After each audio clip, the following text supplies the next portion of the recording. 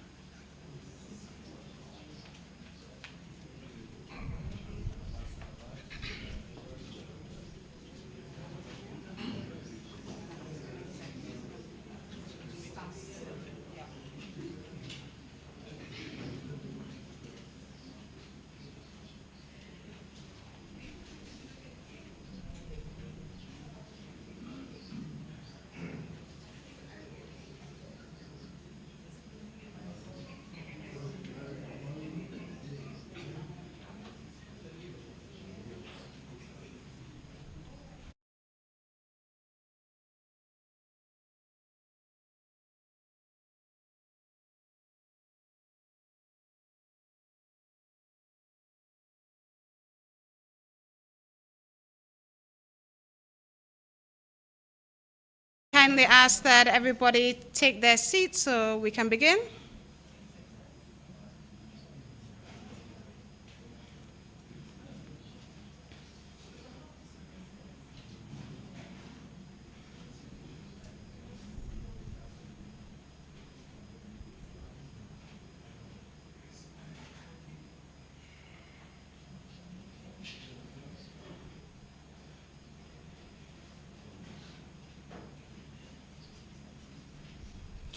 Ladies and gentlemen, it is my distinct pleasure to welcome you to the swearing-in ceremony of the newly elected Dominica Olympic Committee Executive Board, who shall serve the term 2025 to 2029.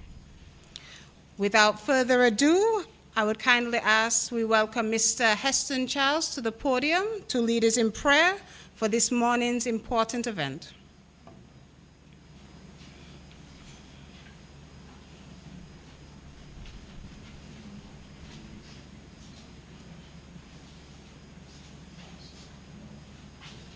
Thank you, Madam Chair.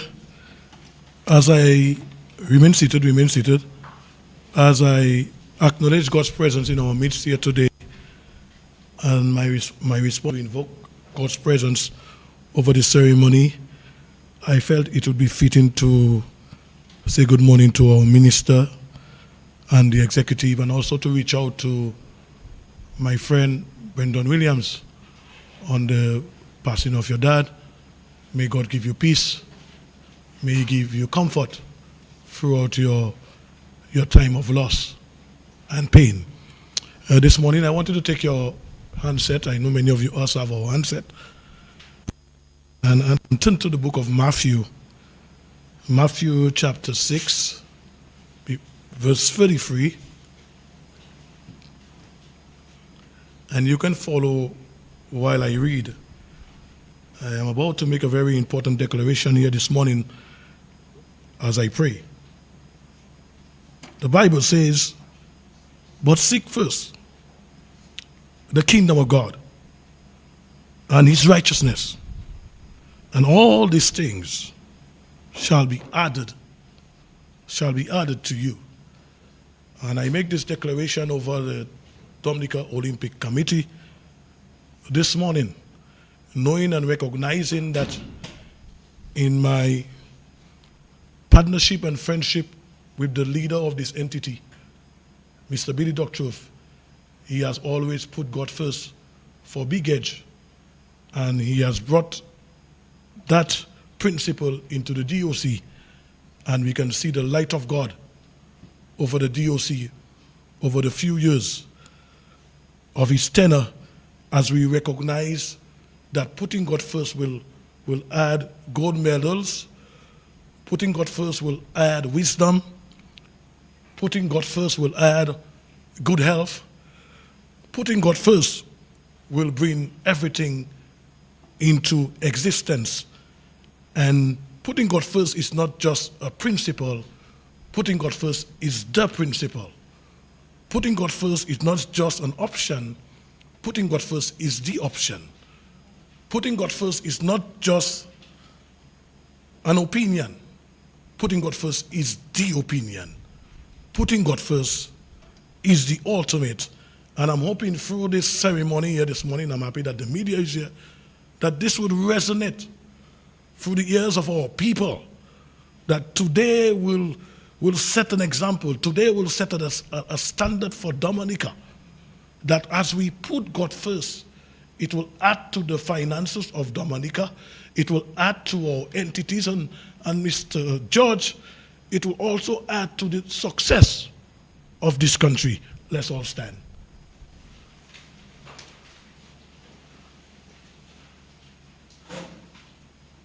Heads bowed, eyes closed.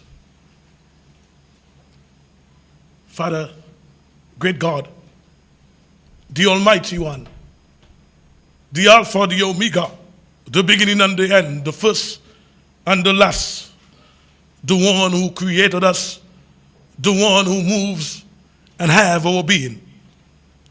We, your creatures, call on you today as the Dominica Olympic Committee, who would have come here for their commitment to signal that they are ready to serve our nation in the area of athletics and sports. We pray for everyone gathered here today.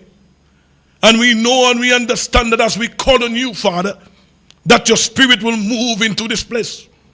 And everything that we do here today will be to your name's honor and glory. Touch every heart here this day. And we pray that this proceeding will go well. In the name of Jesus Christ we pray. Amen and amen. Thank you very much. Be seated.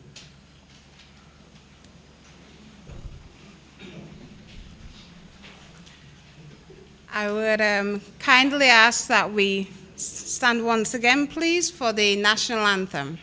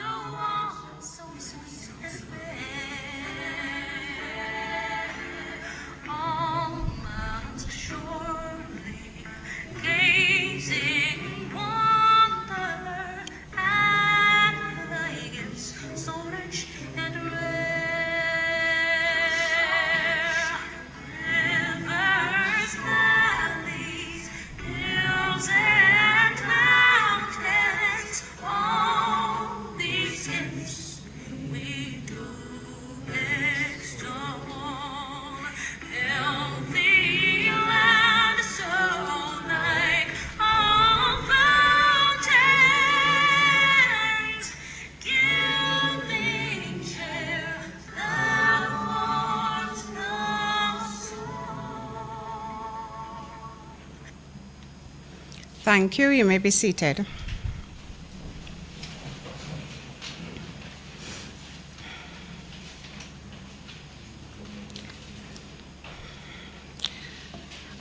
At this time, I would like to recognize all who have gathered here to make today's swearing-in ceremony possible. Honorable Senator Oscar George, Minister of State in the Ministry of Culture, Youth and Sports Sports and Community Development with specific responsibility for youth and sports. Mr. Billy Doctrove, President of the Dominica Olympic Committee. Mrs. Fenella Wenham-Shepherd, Secretary General of the Dominica Olympic Committee, and all Dominica Olympic Committee executive members. Mr. Ordain, Acting Sports Coordinator.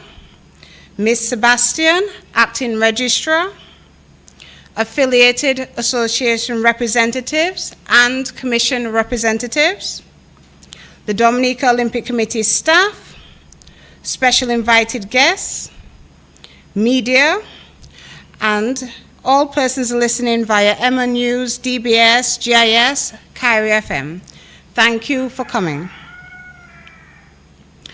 Before I hand over to Ms. Sebastian, who will be conducting the swearing-in process, I would like to offer apologies on behalf of Ms. Colita Hamilton, for our Assistant Secretary Treasurer, for not being able to be present today.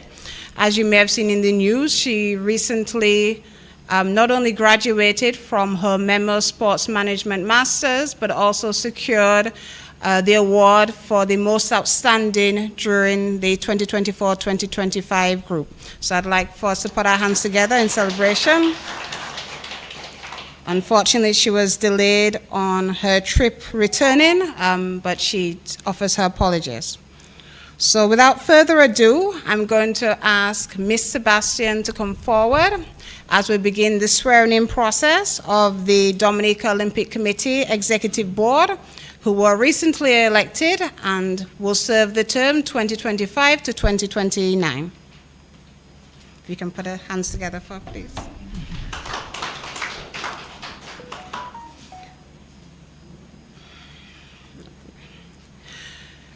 So as I call the name of the executive member, I kindly ask that they come forward. We'll be beginning with our president, Mr. Billy Doctrove.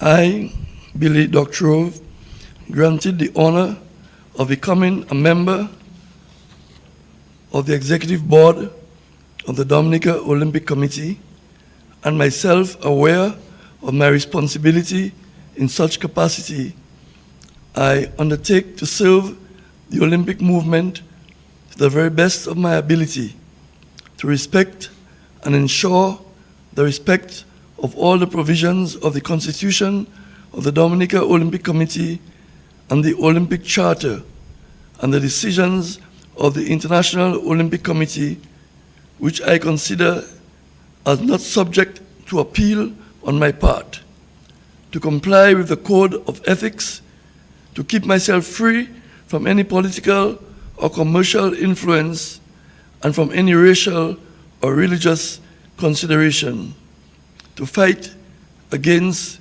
any other form of discrimination, and to promote in any circumstance the interests of the Dominica Olympic Committee, International Olympic Committee, International Paralympic Committee, and those of the Olympic movement. So help me God.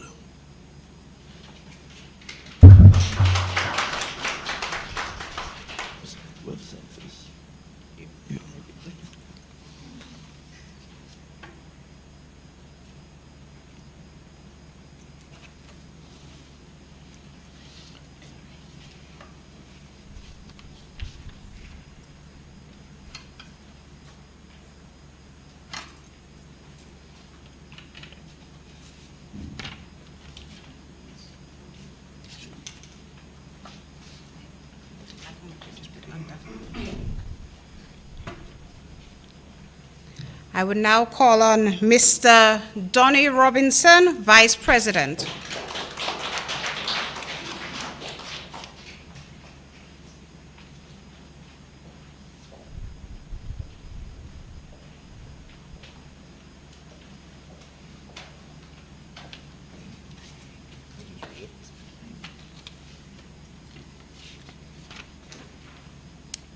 I, Donnie Robinson, granted the honor of becoming a member of the Executive Board of the Dominica Olympic Committee, and myself aware of my responsibilities in such capacity, I undertake to serve the Olympic movement to the very best of my ability, to respect and ensure the respect of all provisions of the Constitution of the Dominica Olympic Committee and the Olympic Charter, and the decisions of International Olympic Committee, which I consider as not subject to appeal on my part, to comply with the Code of Ethics, to keep myself free from any political or commercial influence and from any racial or religious consideration, to fight against any other form of discrimination, and to promote in any circumstance the interests of the Dominica Olympic Committee, International Olympic Committee, International Paralympic Committee, and those of the Olympic movement.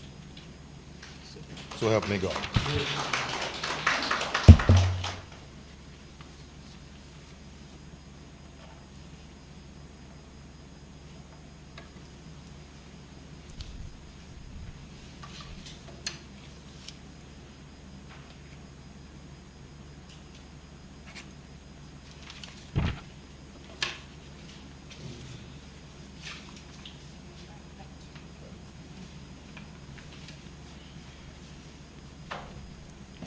I now call on Mrs. Fenella Wenham Shepherd, Secretary General.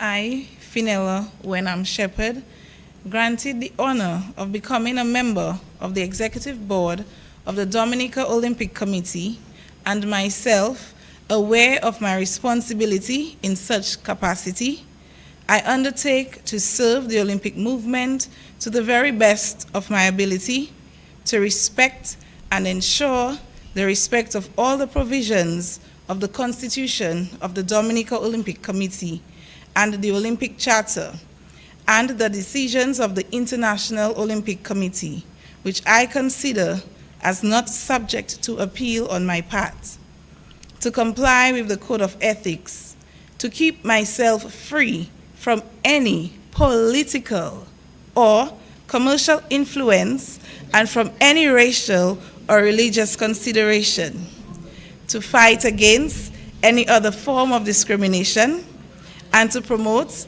in any circumstance the interests of the Dominica Olympic Committee, the International Olympic Committee, International Paralympic Committee, and those of the Olympic movement. So help me God.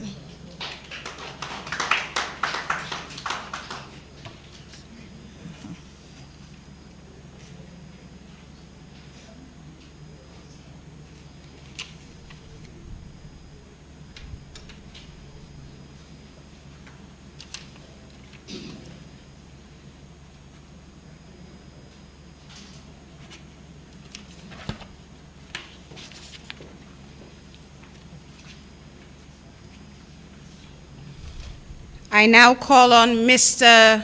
Dexter Ducre, Treasurer.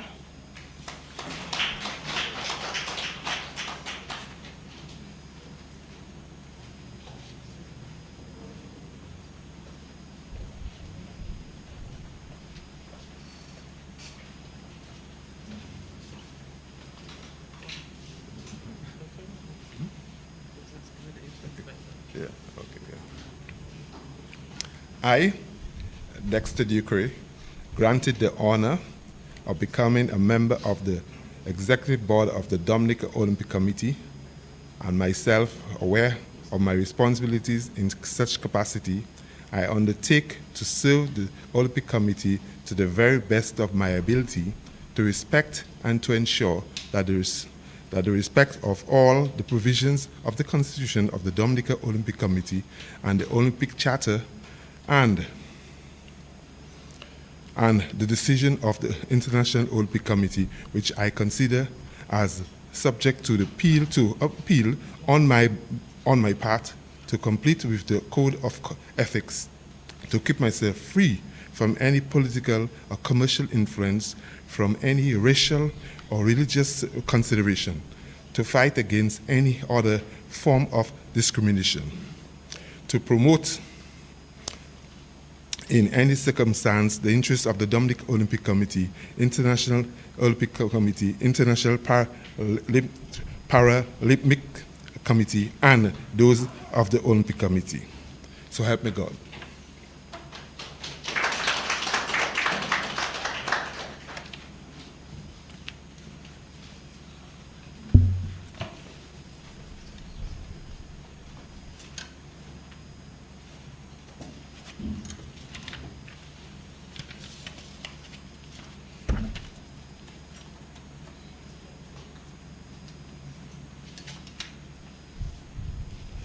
I now call on Mr. Chester Later, Executive Member.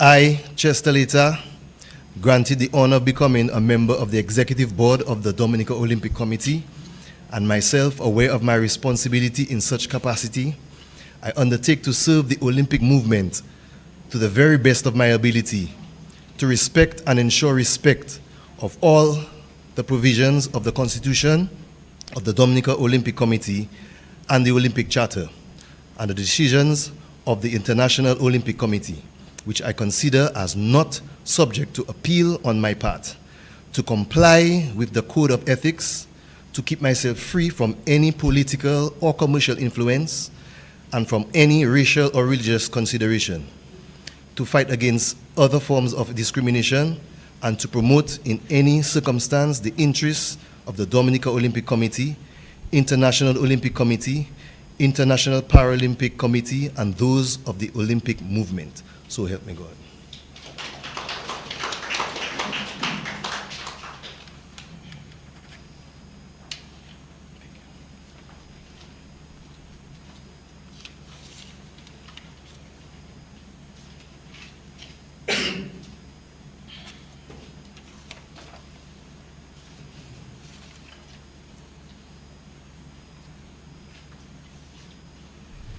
I now call on Mr. Job Joseph, Executive Member.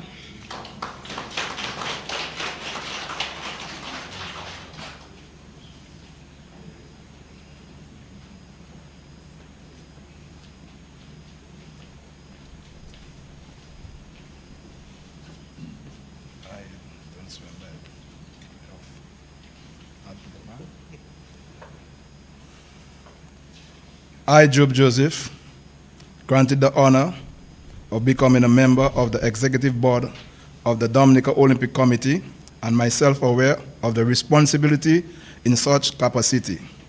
I undertake to serve the Olympic movement to the very best of my ability, to respect and to ensure the respect of all the provision of the Constitution of the Dominica Olympic Committee and the Olympic Charter, and Olympic Charter decisions of the International Olympic Committee, which I consider as not a subject to appeal of my part, to comply with the Code of Ethics, to keep myself free from any political or commercial influence, and from racial or religious consideration, to fight against any other form of discrimination, and to promote in any circumstance the interests of the Dominica Olympic Committee, International Olympic Committee, International Paralympic Committee, and those of the Olympic movement.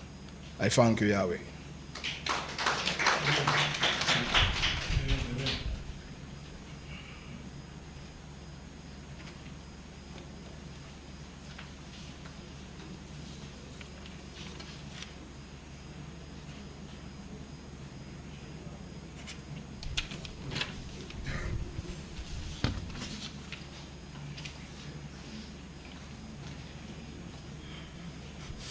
I now call on Mr. Peter Later, Executive Member.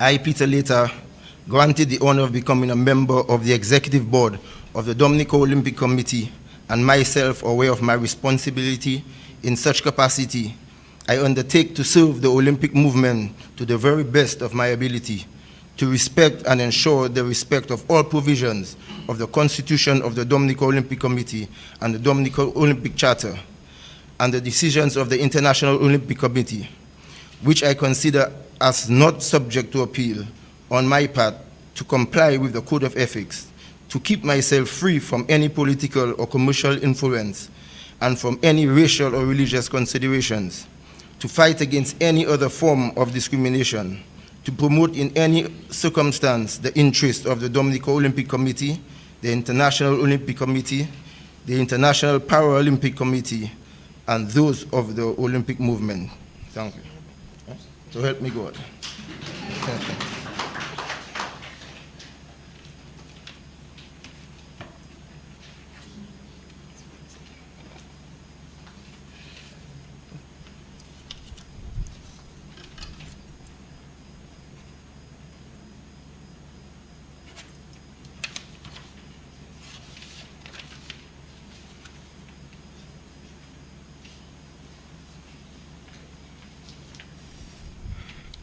Last but not least, I now call on Mr. Brendan Williams, Athletes Representative.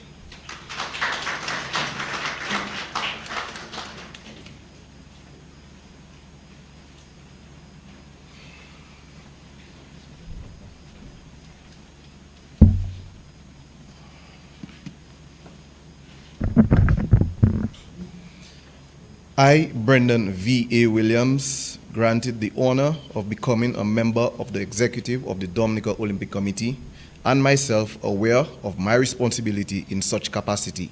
I undertake to serve the Olympic movement to the very best of my ability, to respect and to ensure the respect of all provisions of the Constitution of the Dominica Olympic Committee and the Olympic Charter and the decisions of the International Olympic Committee, which I consider as not subject to appeal on my part, to comply with the codes of ethics, to keep myself free from any political or commercial influence and from any racial or religious consideration, to fight against any other form of discrimination, and to promote in any circumstance the interests of the Dominica Olympic Committee, International Olympic Committee, International Paralympic Committee, and those of the Olympic movement. Swear. So help me God.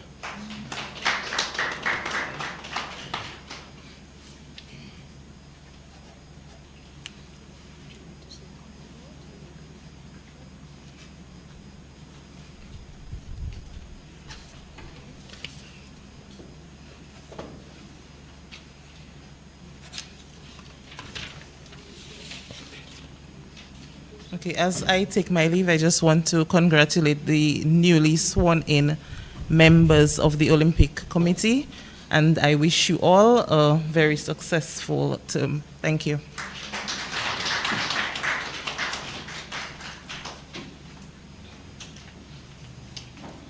Thank you very much, Ms. Sebastian, for facilitating this morning's swearing in. So before us, we have the 8 newly sworn in Dominica Olympic Committee executive members for the board, and as I said, Ms. Hamilton will be sworn in as soon as she's able to make it safely back. So I'd like us to all put our hands together for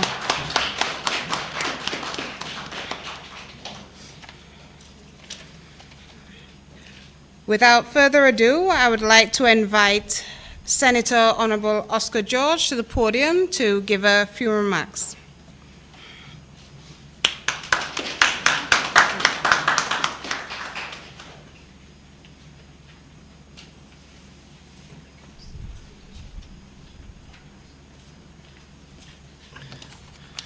Good morning to all of you. I want to start by apologizing for my voice. I think I'm being attacked this morning by a flu, so I want to apologize in advance. I want to first recognize the head table, the president of the DOC, and his newly elected executive. I want to acknowledge our sports coordinator, all our affiliated associations, the media, invited guests. Good morning to all of you. Normally, the minister speaks last, but after discussion with the president, we agreed that I should speak before him and allow him the opportunity to score some runs at the end. So we are the non-strikers end today, and of course I'll be very short. But for me, it's both an honor and a pleasure to be here to deliver very brief remarks as we signal the commencement of a new term for the president and the executive of the Dominica Olympic Committee. As we all know, the Olympic movement across the world stands not only for sport, but for unity, for excellence, and peace. And today, we reaffirm those values by welcoming a new leader and executive to continue carrying this torch forward.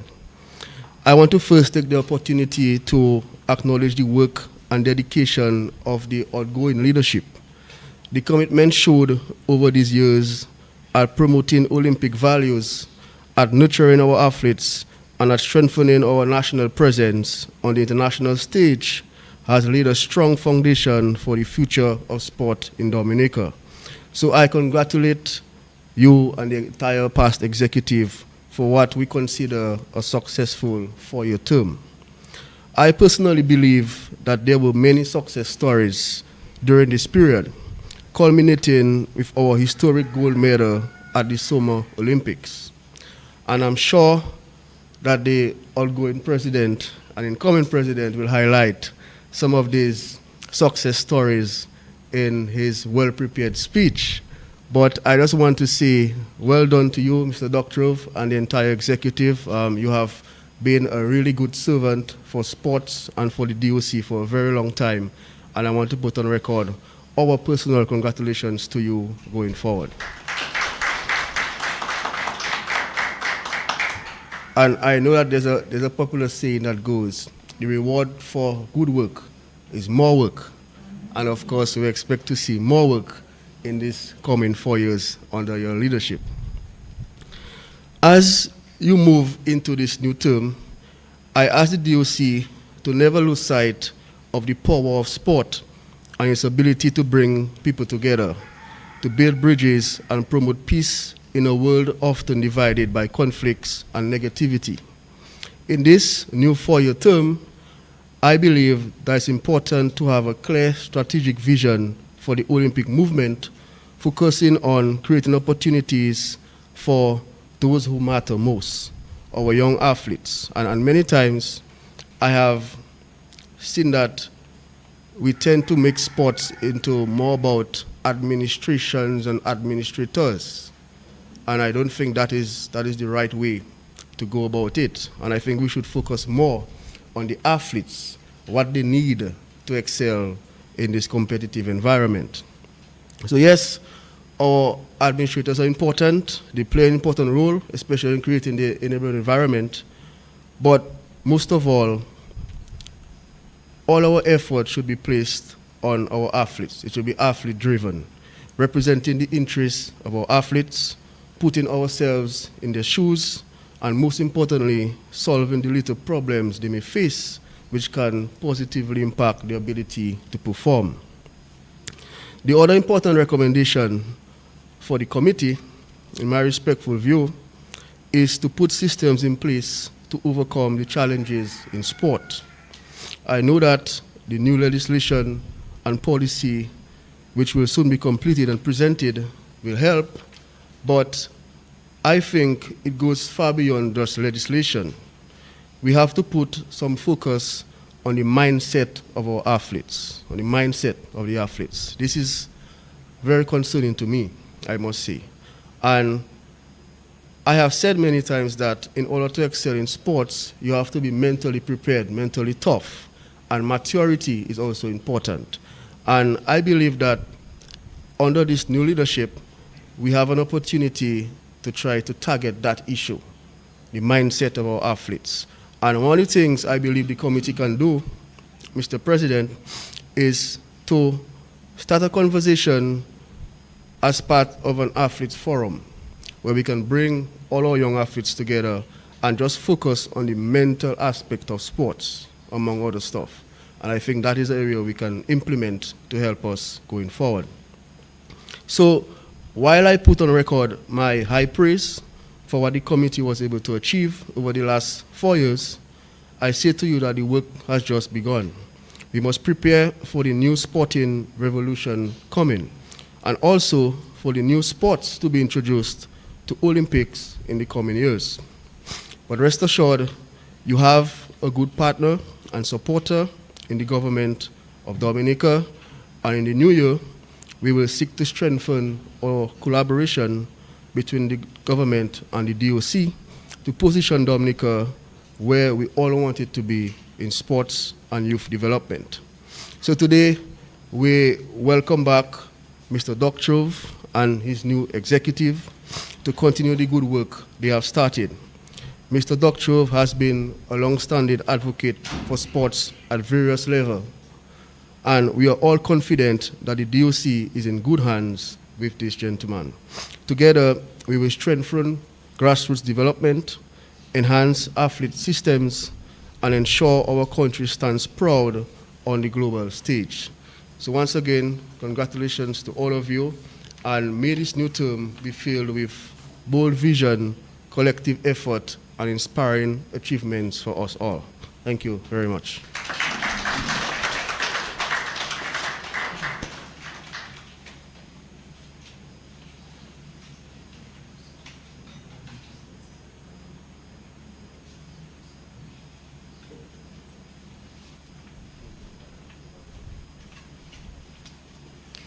Thank you very much for those remarks, Senator Honorable Oscar George.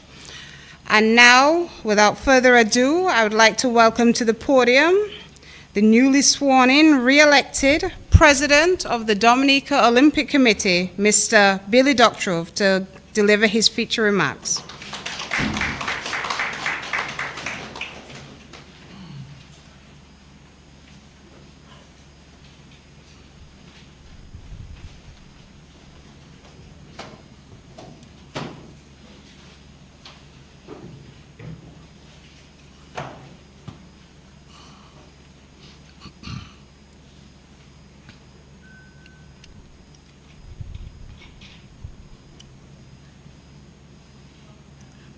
Thank you, Tanya, Chairperson.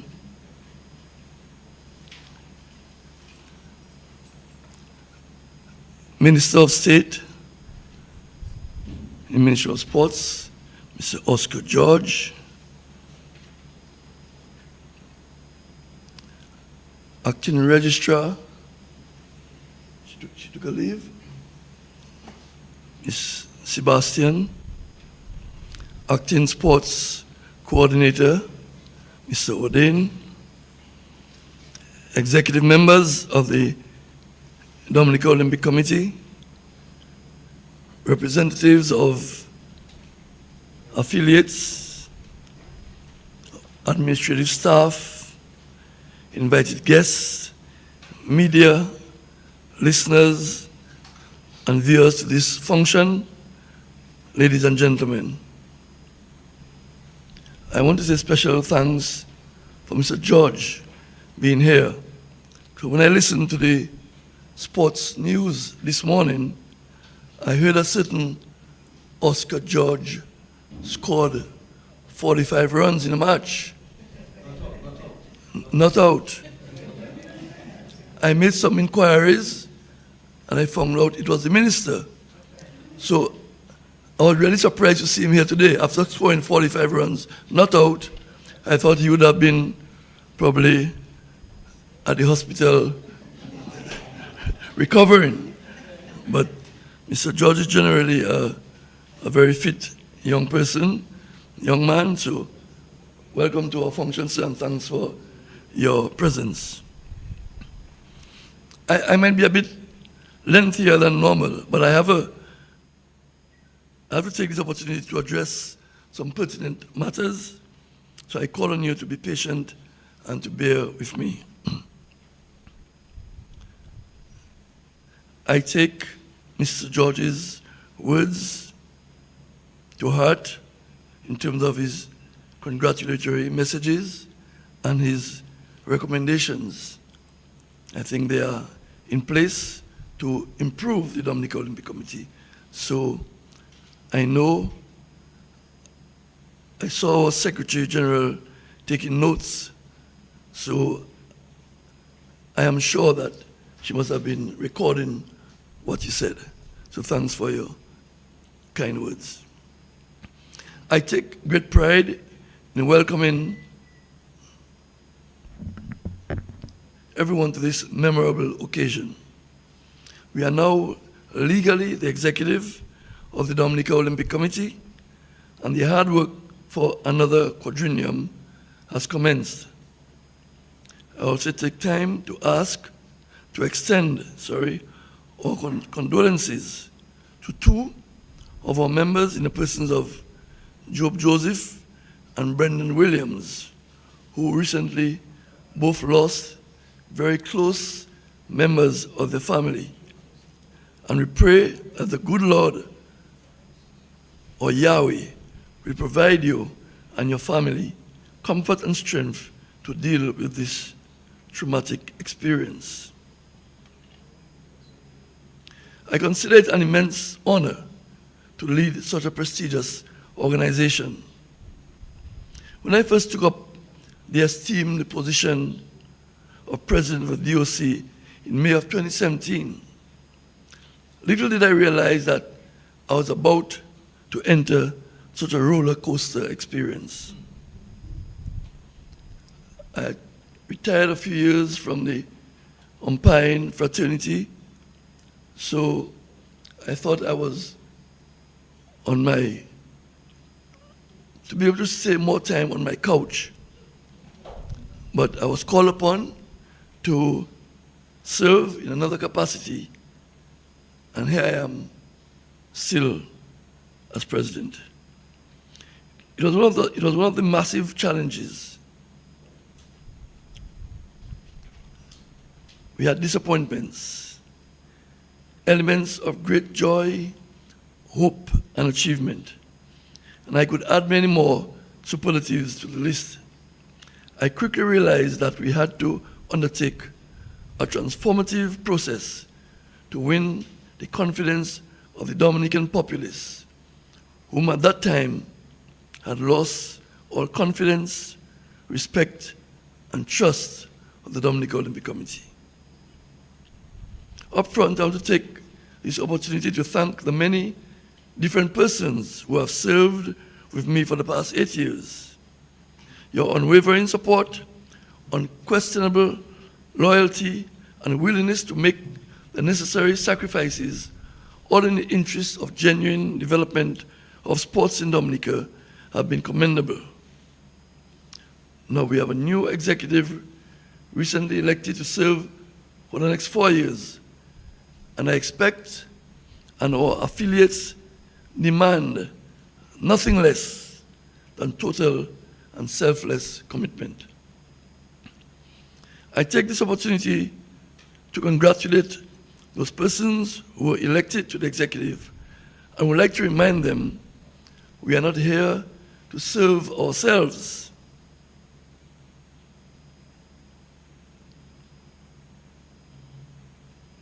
Neither are we here to promote the association that some of us are members of, or to boost our own ego. If we have any of these intentions, the door is right there. You can take your immediate leave. This recently concluded election was a very interesting one, very different to the one in 2021. For the very first time in the history of the DOC, a president was elected unopposed to serve a third consecutive term. I felt honored, privileged, and very humbled to have received such a massive show of support from our general membership. Many members had asked me to continue for a third term, as after the last election, I had informed the organization that it would have been my last at the helm. As a matter of fact, out of our 16 affiliates, 15 of them directly approached me over the past 2 years to continue as president. Significantly, one of those 15 was my opponent, presidential race. He was now one of my biggest supporters, insisting, Billy, you have to stay on, as I cannot see anyone who can do the job as well as you. Still, I was pleasantly surprised when the same evening nominations closed, I received numerous messages from some due to our impressive teamwork, detailed and meticulous planning, and precise execution of our plans and programs. The hard work and sacrifice of our athletes representing our 16 affiliates must also be applauded and recognized. The emotions and massive celebration that exploded in Paris last year when Tia won Dominica's first ever Olympic medal, and it was not just an ordinary medal, it was color gold, reverberated all over the world where Dominicans were located. 2 weeks ago, another of our up-and-coming athletes also won gold at the Junior Pan American Games in Paraguay. And I want to again publicly congratulate Ms. Trennis Hamilton on her golden performance in Paraguay. For those of us who were fortunate enough to have been present at the stadium, it was another of those special moments that dreams are made of. For a country of our size and population, to have won 2 gold medals within 13 months is indeed a remarkable achievement. I want to congratulate you, Mr. George, and your government in a special way for recognizing the efforts and achievements of both Trennis and Stefan Pascal by appointing them as sporting ambassadors. We are confident that their success can act as an inspiration to our young people to take sports much more seriously and to further inspire those 2 young athletes to continue to work hard so that they can fulfill their sporting ambitions. I also want at this time to call on the private sector, as I've done on many occasions, to come on board early and support the programs and events planned by our respective affiliates, and do not wait for success before offering tangible support. Gold medals do not drop from the sky, and it is paramount that the private sector plays a meaningful role in the preparation of those athletes.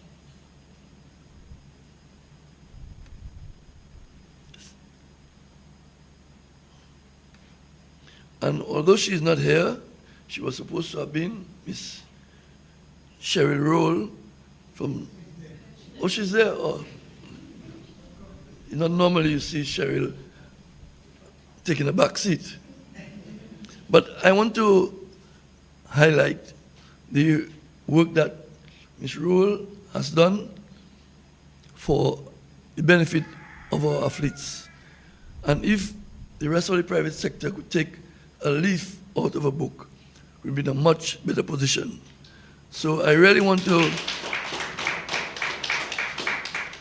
thank and congratulate Ms. Roll for her interest in sports. She and I have some serious fights at times. But we both know, and we both seriously believe that each of us have the best intentions of the athletes at heart. And I know whenever I call on Ms. Rule, I will get the kind of support that we need from the private sector. So again, Cheryl, thank you very much for your help. To ensure we can continue our recent successes, we have already started planning for the next Olympic Games and beyond. The DOC has recommended 6 of our top athletes to be recipients of Olympic Solidarity Scholarships, and they have all been approved. And it is with the intention of assisting our athletes in the preparation to qualify for LA 2028. Preparing for an Olympic Games is not an easy venture. Neither it is a cheap venture. So we are happy that we could have got those scholarships for the 6 athletes, and we have had intensive discussions with them.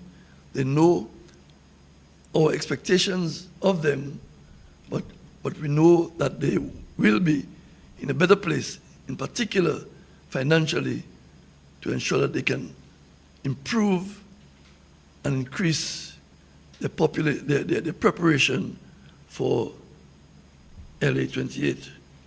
Track and field stars, Tiela Forgatson, Danik Luke, Trennis Hamilton, Addison James, Carol Etienne, and cyclist Kwa Baron are the athletes.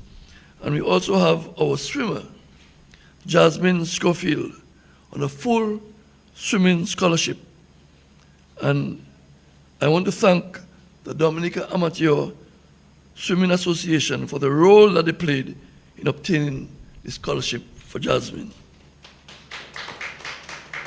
We are quietly confident that we'll have more than one qualified athlete for LA 2028, an achievement that would make each and every one of us extremely proud.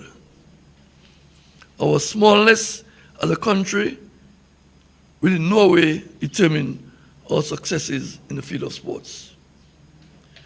We are just asking for additional support from both the public and private sector, and leave the rest to us. The DOC has proven beyond any shadow of a doubt that given adequate resources, we are capable and qualified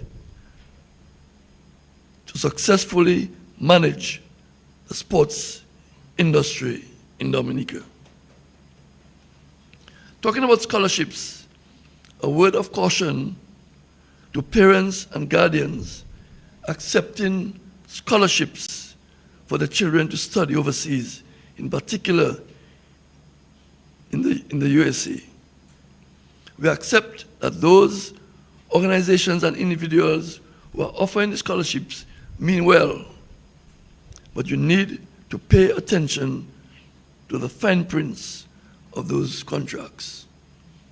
We have found ourselves in the past having to reach out to individual students who are stranded overseas, and our budget from the Olympic Committee does not cater for that. Something that we have to try and get additional funds to do. We have had situations where we have reached out to them. Some of them have been able to stay and complete their course. Some of them had to, unfortunately, come back home. Because, again, as I said, the contracts of those scholarships, you have to read that fine print. So whenever your children, I'm appealing to parents and guardians out there, listening and viewing, if your children have been approached to accept a scholarship, before jumping, it's a great feeling, and you know that you don't have to pay for your children to go and study, but ensure that that scholarship takes into account the complete scholarship for the child from the commencement till the end. So if you have any concerns, reach out to the Dominica Olympic Committee. We have the expertise and the knowledge here to go through those scholarships, because sometimes we have had to tell those parents, no, that will prove to be problematic to your child. If you have the funds, no problem. But as you know, many of our top class athletes in Dominica come from very humble beginnings. So just a word of caution, and I know it's an excitable event if you have scholarship being offered to your child, but just be a bit cautious.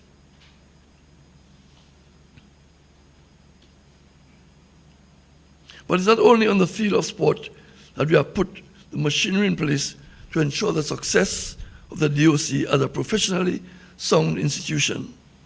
Over the past 5 years, we have recommended a member of the executive to participate in the MEMOS program, which is the Executive Masters in Sports Organizations Management course, which Tanya alluded to. All our recommendations have been accepted by Olympic Solidarity. But this year, we stood at the pinnacle of the program. As our participant, Ms. Colita Hamilton, our Assistant Secretary and President of the Dominican Netball Association, graduated just on Friday last, where she received the prestigious Alberto Mandela Award, which is presented to the student with the best graduate project of the entire class.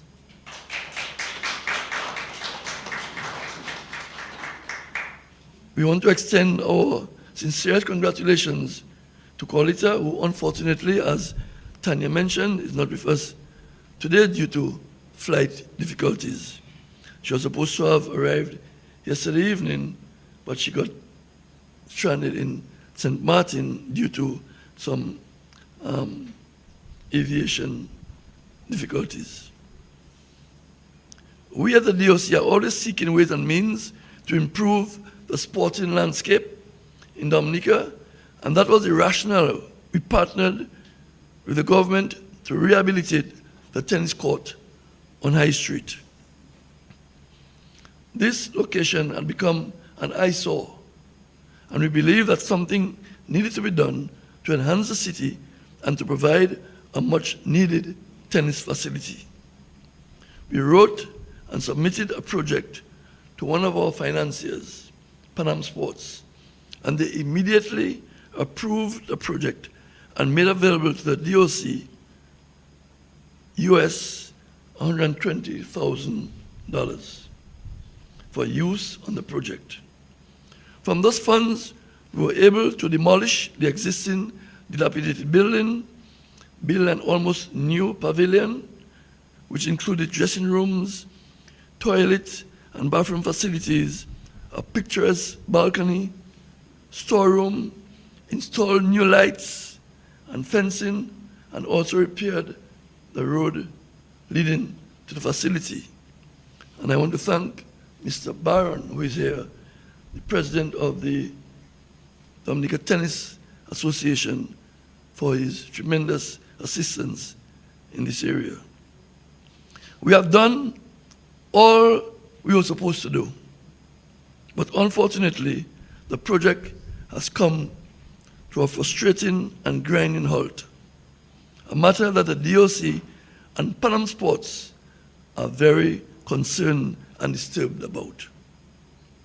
Recently, at the General Assembly of Panam Sports in Paraguay, we were asked about the delay of works to the project. Basically, it is only the resurfacing of the courts that needs to be completed to enable us to open a tennis court for users. So we are appealing to the relevant authorities to please resume works on the project so that the dream of the Dominica Tennis Association and so many of our local tennis players can become a reality. Mr. George, we would like to call on you to use your office to assist in that area.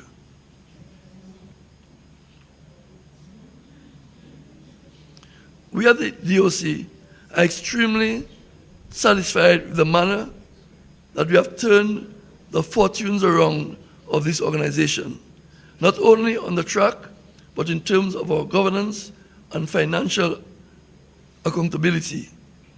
We had to make some tough decisions, but I can assure you that each and every decision was a well thought of process, and this has enabled us to be regarded as a beacon in the Olympic world.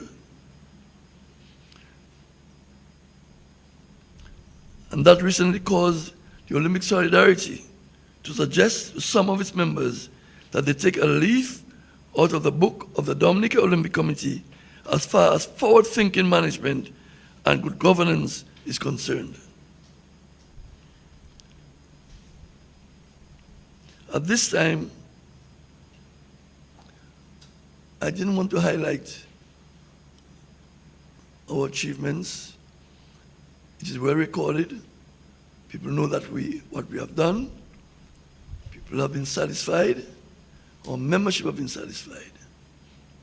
But one of the issues that I would like to address specifically is a very sensitive national issue. And as the president of the DOC, it would be remiss of me not to let my voice be heard on that matter. I know that in some quarters that I will not be very popular, but I don't seek popularity. I have had my fair share of that in my life.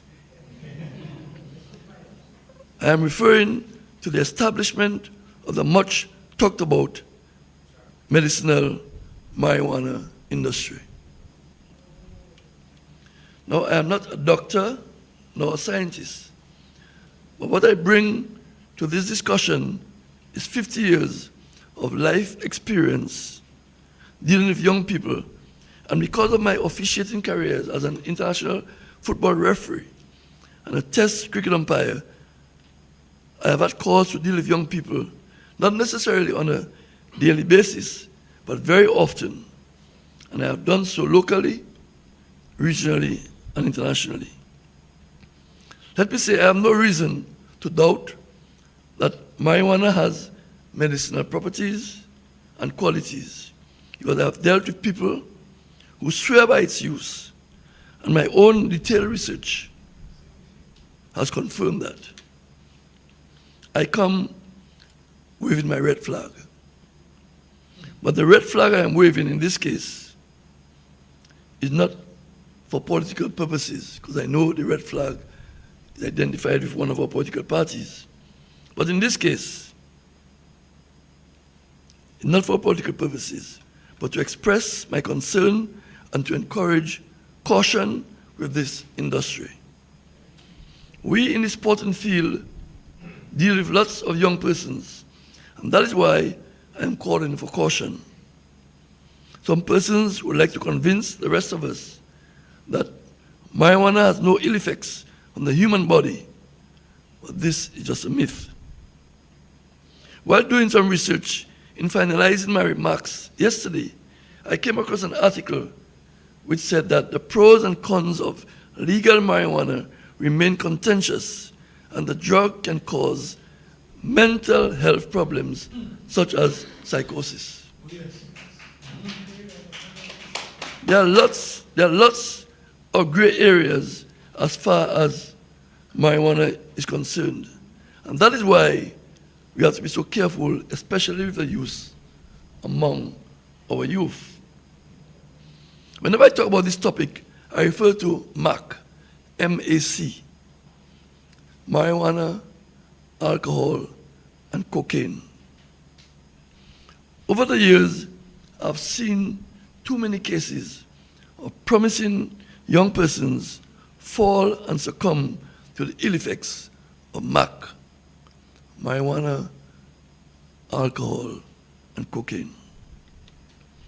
I recently attended an official symposium held at the conference room of the State House, and I was particularly disturbed and disappointed by some remarks coming from the head table. When I entered that room, I looked around and I questioned how many people present were genuinely concerned with the medicinal marijuana industry, or if many had come to hear that marijuana was about to become much more accessible and available for the recreational needs. And in my own mind, some members of the head table sent out this very message. And I thought, if we are going forward with this industry, a wrong message was being sent out to the audience and to the general public. I know we say that the industry will be closely monitored and supervised, and I agree that it will be the case. But how effectively can we carry out this process? Can we genuinely monitor and account for every leaf of marijuana produced? Can we say all of what we produce will be channeled to the medicinal industry?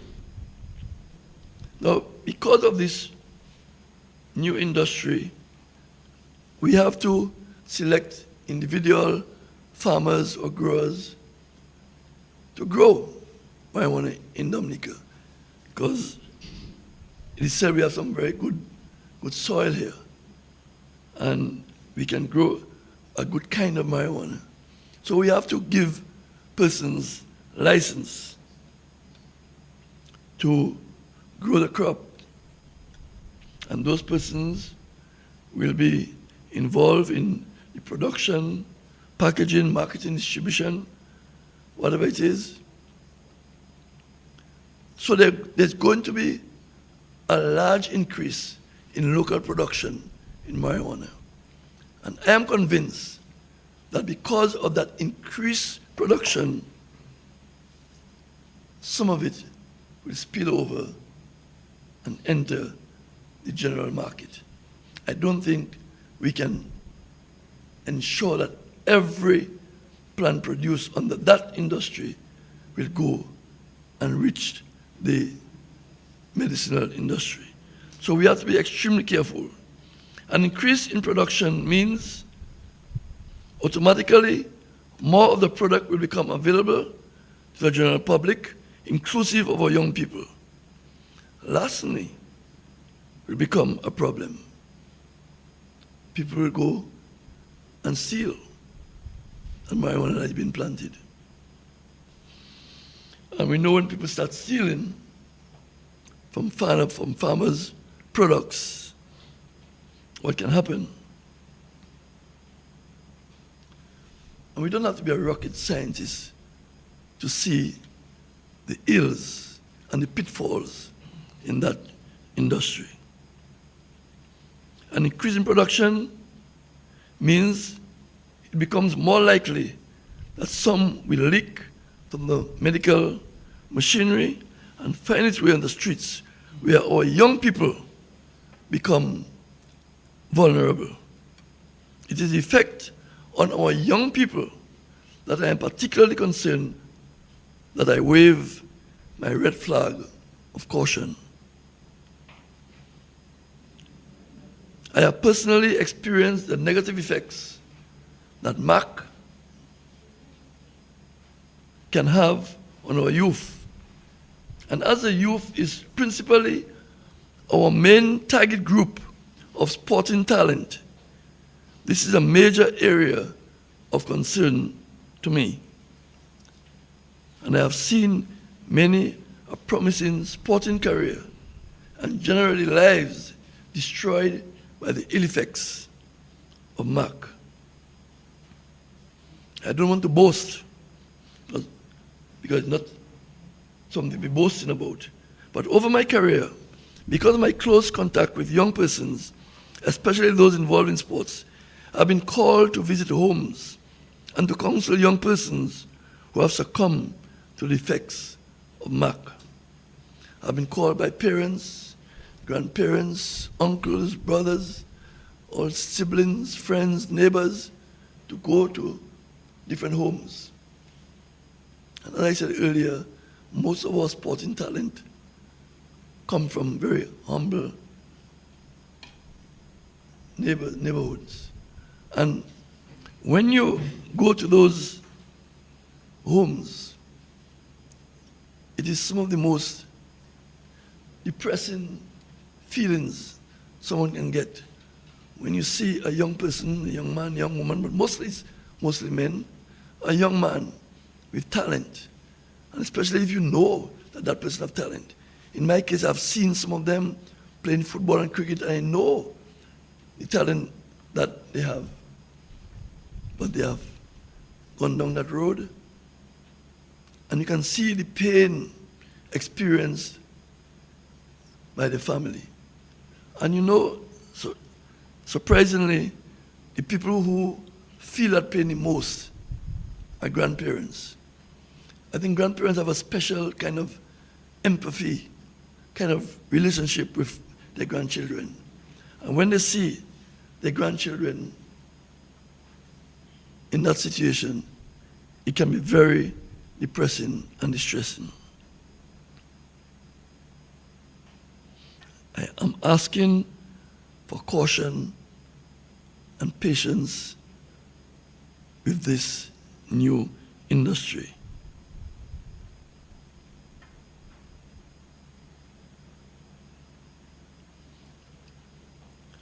I don't know if any of us here have visited homes at the request of family members to give them advice and support to deal with the situation. But as I said, it's one of the most heartbreaking and distressing experiences. Now, the bigger and more developed countries that have gone down this road and established such an industry have the financial, structural, physical, and human resources to deal instantly when a young person has fallen in this trap. They have rehab centers. We don't have it here. If a young person falls and succumbs to that here, if their parents or their family do not have money to send them overseas to rehab, you find another life, another young life is wasted. Another young life going down the drain. It is said the marijuana industry is $1 million industry. So we need to jump on board to benefit. It will create jobs and generate revenue, but at what cost? Our young people, in particular, our young, talented sportsmen and women. I have lots of friends who smoke marijuana. I have no issue with the smoking marijuana. What I'm particularly concerned about is the effect on our target group, on our young sportsmen and women out there. That's what I'm particularly concerned about. We might create 20, 50, 100 jobs, generate $1, $2, or $10 million, and in the process, destroy many young lives. Is it worth it? A friend of mine who partakes fully in the consumption of marijuana told me, Billy, stop stressing over that matter. You don't have children in it, so you have nothing to worry about. So that would be a very selfish and blinkered view to take. And I love our young people. I love them too much to turn a blind eye simply because my own children are not involved.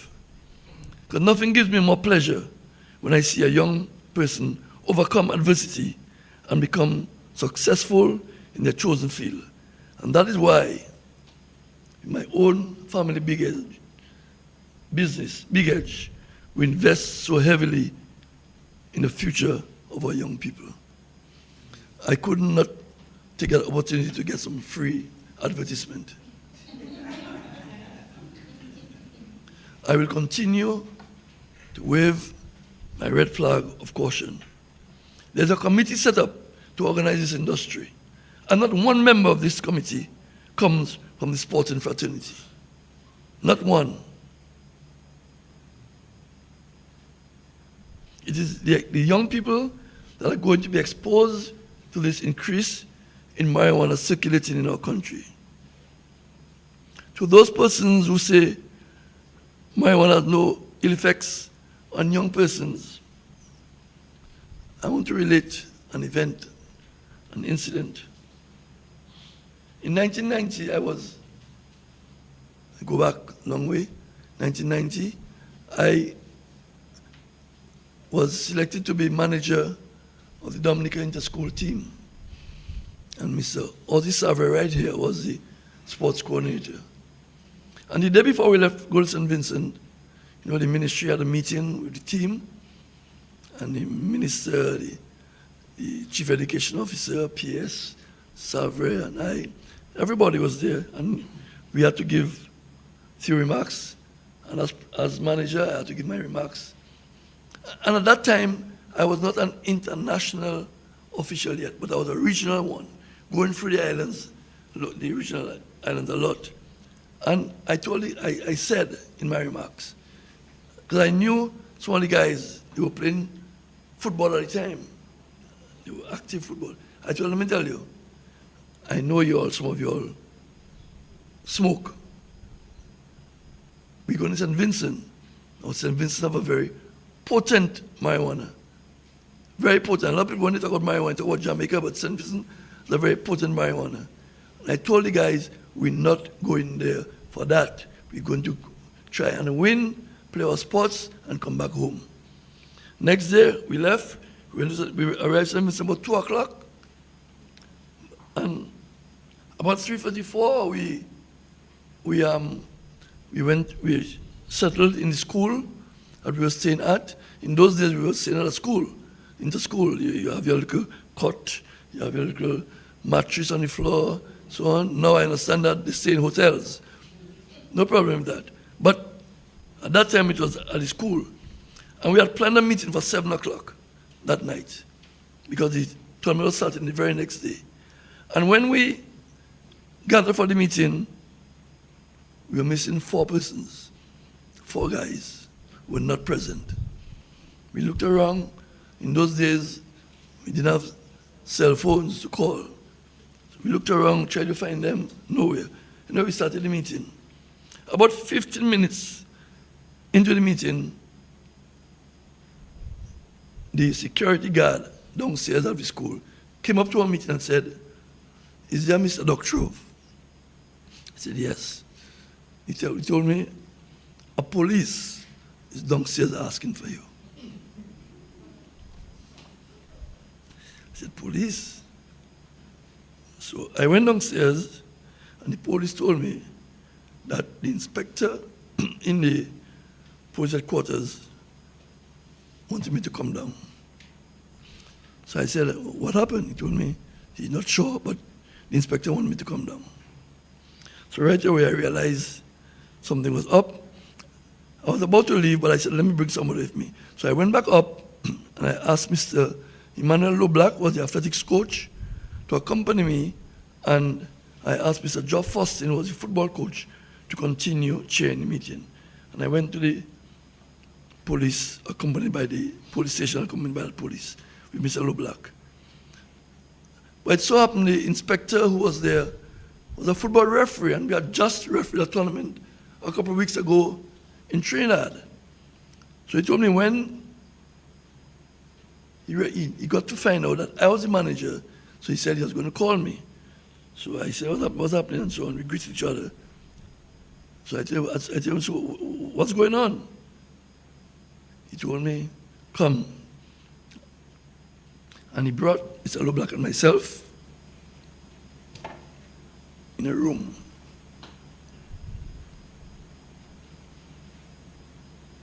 I can never forget that. And out of the 4 guys, we were missing Well, all four were there. One was normal, natural. I can call his name Wayne George. He's a football coach. He has his own academy. He was normal. But the three other guys, you know what we call in local parang a bebe? That's how they were. That's how they were. They couldn't even say their name. They couldn't stand up. So I asked the officer, what's happened? I asked Wayne. Wayne told me the guys said that they wanted to smoke the thing, and Wayne told them, but well, remember Mr. Doctor said yes, just yesterday. So I said the word, Mr. Doctor. But the thing is, it was heartbreaking to see the state of the guys. And the same evening, I made contact with Mr. Savre. I explained the situation to him, and I told him that I would want those guys replaced on the team. Immediately, from next day, we started to make arrangements to get them back home. I was so disappointed in those guys. And those are two of our top footballers and our top basketballer. And those guys did that. Now, somebody told me, oh, probably marijuana was mixed. It was mixed with something. I said, well, that is the problem. You never know what you're getting in that situation. That's why you have to be extremely cautious with that.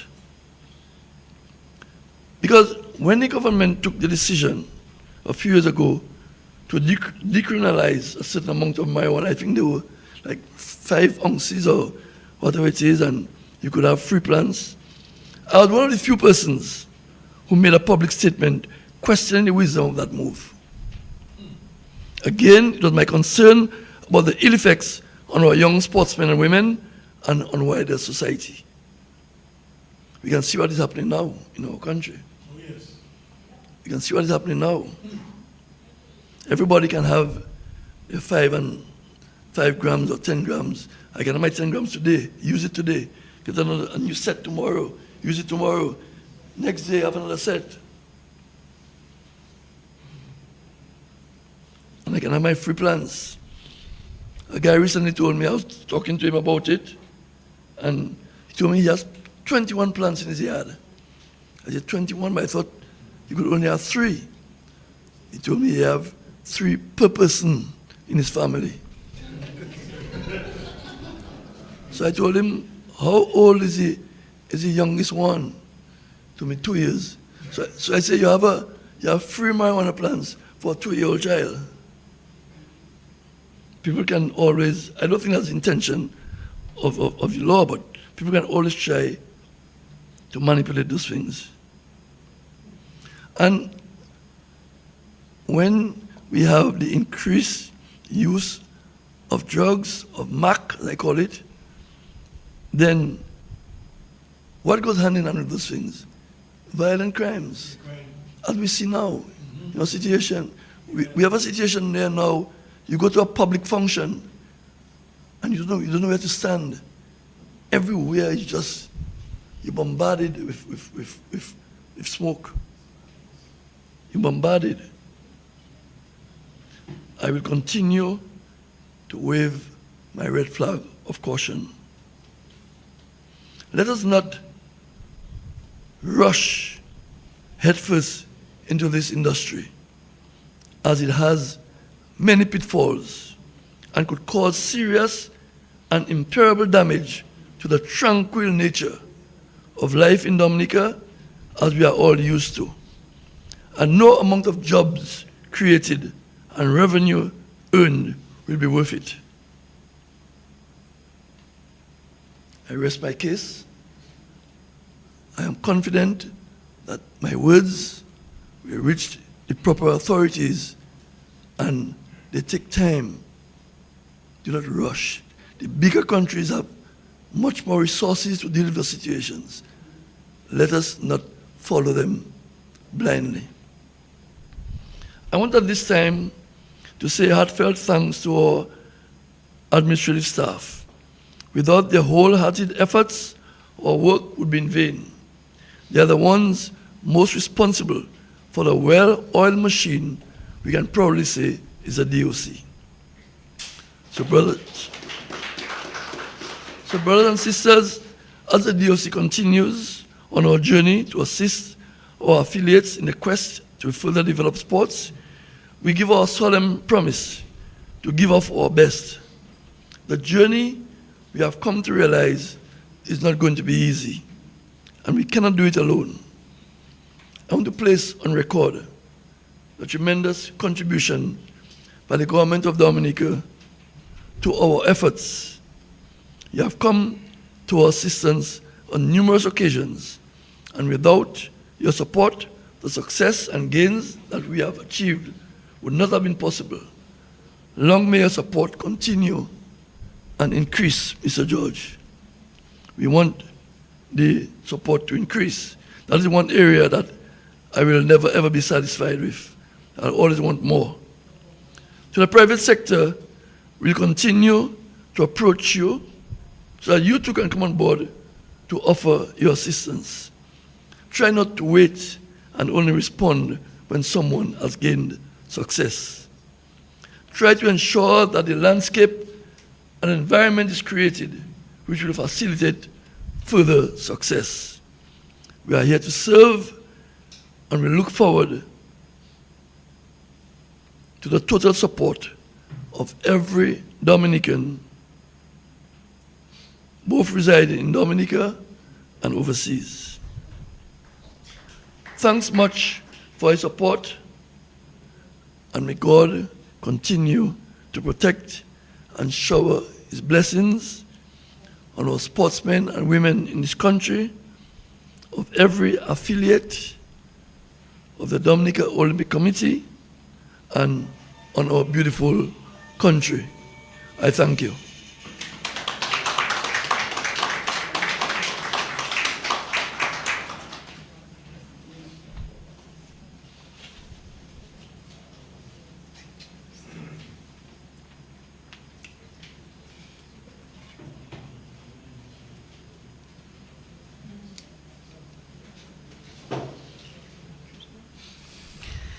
At this time, thank you, Mr. Doctor, for those remarks. I know he gave everyone a lot to think about.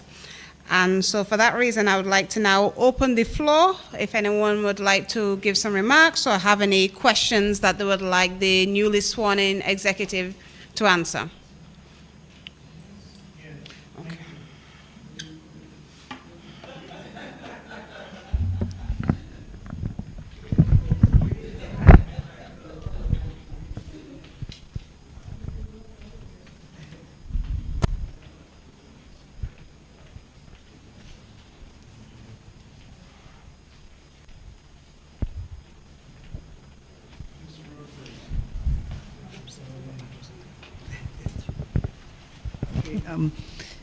Morning, everyone. Morning, Mr. President. I must say that I'm quite comfortable in this new Olympic building, so enough respect to you. I remember going in the other building and I had to wave amongst boxes, cardboard boxes, and try and find my way inside of the former Olympic house. So enough respect. I just have a few notes I made. The track facility. I remember going to Martinique, and just at the back of my sister-in-law house, there was a little track. It was like a 100-meter track, just there in the middle of nowhere, but some athletes were training. And I'm saying that, I'm asking, I know we want a big track, an established track setup, but I was thinking, right, even if we do it in Portsmouth, where you point wrong, my thoughts, and just bear with me, an athlete coming from Soufriere, what is the possibility that that athlete will be able to train all the way in Portsmouth? So I was thinking if we could do small tracks, like maybe two little tracks closer, like one in Roseau, one in Portsmouth still, because Portsmouth have some strong athletes. If we could have two small tracks until we get the bigger one, right? So that's because, for example, even when I look at Lindo Park, if we could take all the concrete they put there and put a little track, a little 200-meter track, you know the journey begins with the first step. The other thing I wanted to bring to the fore is that we are an island surrounded with water and with water inside and out of our island. And I think we could look at doing a small swimming pool facility. When they were building the grammar school, that area I thought of because I said the students could train right there so that we can have some more swimming athletes. If Grenada can do it, why can't we? So that's what I wanted us to look at for swimming. And then just for the record, I am on the board of the Cannabis Committee. I'm a member. And we are going to highlight some of the things you said today and to involve sports. But the objective is not for us to see what I'm seeing on the island right now, even before the factories have set up, which is a spliff in every biker's mouth and on their bikes. That is not the objective. The objective is to have it as a manufacturer, have 2 manufacturing plants that I would like to see, one in Portsmouth, one in Roseau, and that you can manufacture oils and creams for export. Because if you go to Walmart, Mr. Doctor, you will see there's an entire line, an entire aisle with cannabis products. And that is the objective, not for them to be able to have a spliff in their mouth. Because the reality is, in the 70s when I was in high school and 80s, people were smoking weed already.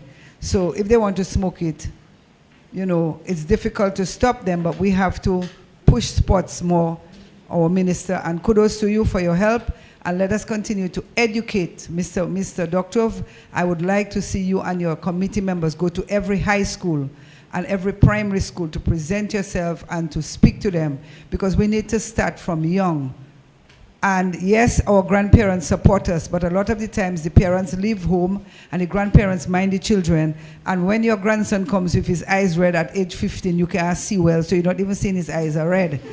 So, and one more thing, I would like to see the Dominicans that are posting things on Facebook and Instagram that are overseas.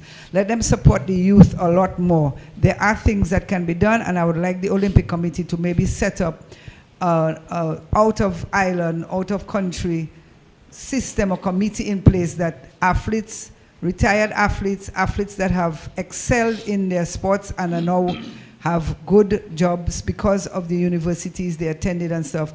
Let them also play an active part in nurturing and being in touch with the Olympic Committee and being able to give forward, because I don't believe in giving back. Thank you. Good morning to the authorities and government representative, and of course the newly sworn executive. My name is Ronald Charles from the Dominica Cycling Association. Mr. Doctor, let me first and foremost thank you for the work that you've been doing. I mean, sometimes, you know, it is, we tend to give people the praises normally when an ambulance have to take them to their homes. And sometimes it's better to do it when somebody is able to hear and comprehend what one is saying. So congratulations to you, and continue to do the work that you do. And of course, I know Mr. Donny here is a great sportsman as it relates to basketball and so forth.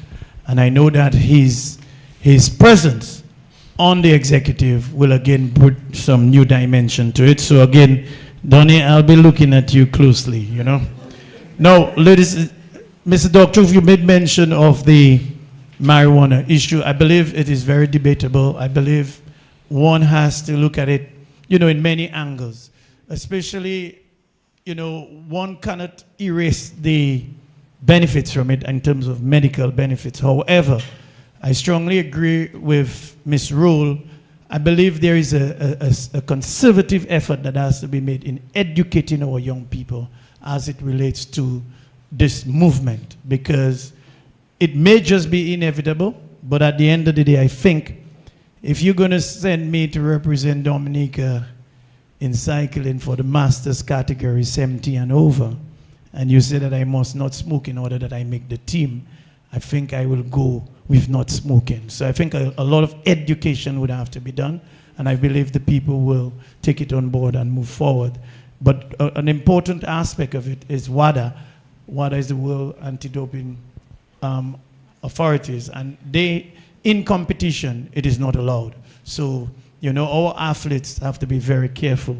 I just believe moving forward and having here so much wonderful sentiments today, I believe one of the important areas that we need to touch on is the policy surrounding sports, especially as it relates to government policies. I think that is fundamental. I've worked with Mr. George, and I'm encouraged by the work that he do. Sometimes his hands are extremely tied, but I understand that because at the end of the day, we have a lot of work to do. But let me just say that the policy surrounding sports needs to get a step up.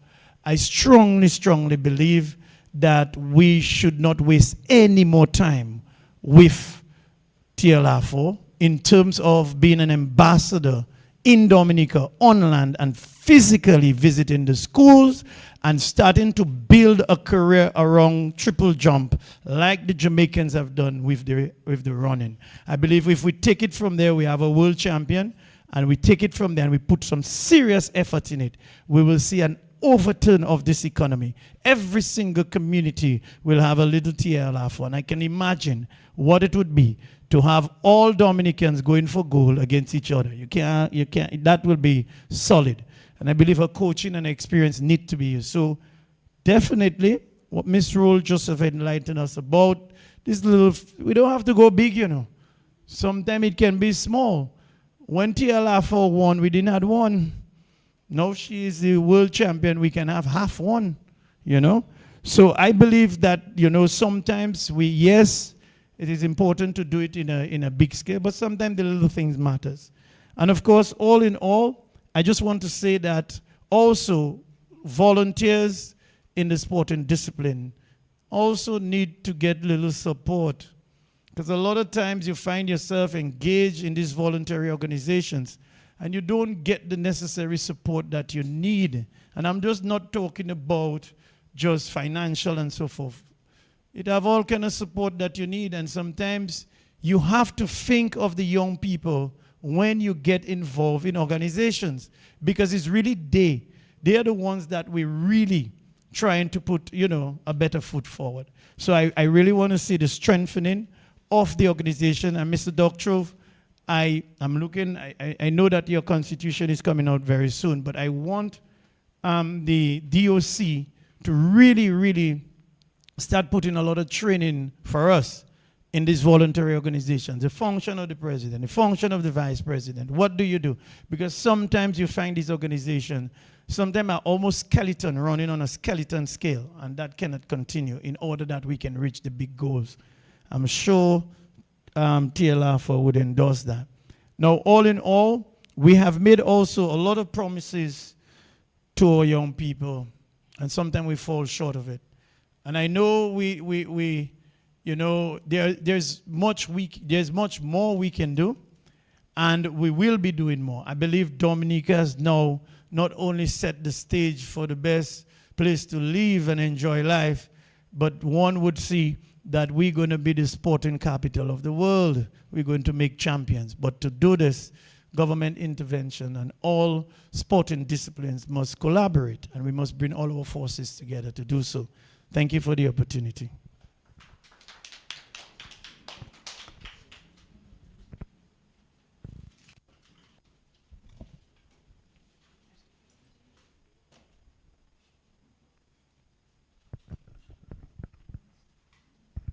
Thank you very much. I won't be long. First of all, I want to just congratulate the executive and Mr. Doctrove and his team. I'm sure that everyone knows that you have sports at heart, and you have been doing a pretty good job, and I want to just wish you the best. Of course, Ms. Roll took some wind from my sail. I wanted to ask the minister specifically to give an update on the synthetic track, because I went to Portsmouth last week. I saw some place was being cleared, but it would appear that it has stopped. So I'm not sure if you want to give us an update. In addition to that, maybe you can tell us about the lighting at the Windsor Park. I heard some comment last week, someplace that it has been stopped, the work has stopped, I don't know. So you're in the engine room, you can tell us. I agree with the sentiments of Mr. Doctrove on the whole marijuana situation. I'm not an expert in that, but from my 40 years as a police officer, and I've seen what is happening, you know. In boxing, we say it's better to stop 1,000 fights too early than to stop one too late.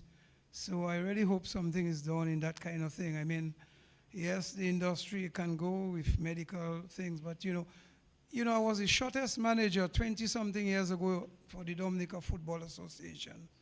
I came on board as the manager, and then I saw a lot of things, the same drug business.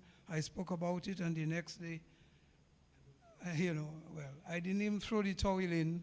They actually tell me, well, you're going too far. So yeah, I want to just wish you the best, and I'm very happy, functions like that, when you have the minister, they're well represented, and you have people of the august body coming to this sort of, these activities. So once again, sir, give us a little update. I know you're trying your best from where you sit. Thank you very much, and congratulations. All right, thank you very much for your question. On the track, yes, you're correct. There was some clearing done at Point Rung. By now, everybody should know that Point Rung has been identified as a site for the track. The next step is to engage a consultancy firm. So that firm is going to be working on our behalf, liaising with World Athletics. So World Athletics, just to be transparent, World Athletics will be supporting the installation of the track at Point Rung. And I want to commend the Athletics Association, Mr. Brendan Williams. We made the application to World Athletics in 2022 to partner with us to develop a track. We have been successful along with 9 other countries, so they'll be supporting the construction of tracks in 10 countries globally, and Dominica will be one of those. And our responsibility from the government standpoint is to identify land, which we have done. And then we will go a step further in engaging a proper firm, engineering firm, that we will give the site over. They will go in there, do the assessment in terms of line up the track, the surveys, the estimates, which they can present to World Athletics, and they will take it from here. So the clearing you saw at the site, that was just to facilitate some initial assessments by this firm and these technical people in the Ministry of Housing and Lands, etc. Brendan, as we know, is traveling to the World Games, I think, today. We expect that at that Games, the formal announcement will be made by World Athletics on their support to Dominica. And in the background, we're progressing with identifying the contractor to give the site over. So I think, all in all, we should be okay where we are on the track. We just have to wait and see and get the timelines from World Athletics when they're going to come to Dominica to progress this track. But I take the point Cheryl made, and I think it was endorsed by the president of cycling, that yes, you want a big track, but a small track or 2 small tracks, one in the north, one in the south, can help. So it's something that we can take on board and discuss it further in the government system. As it relates to the lights at the Winter Park, as you know, the foundation works is basically complete. What we're waiting on now is the arrival of the anchor bolts for the base of the poles and the actual poles. They have been paid for, they have been ordered, so we're just waiting on them to arrive in Dominica to advance that project. So I think we're okay in the lighting aspect of it. We fell a bit behind because of shipping and stuff like that, but the project is still ongoing as we speak. Thank you.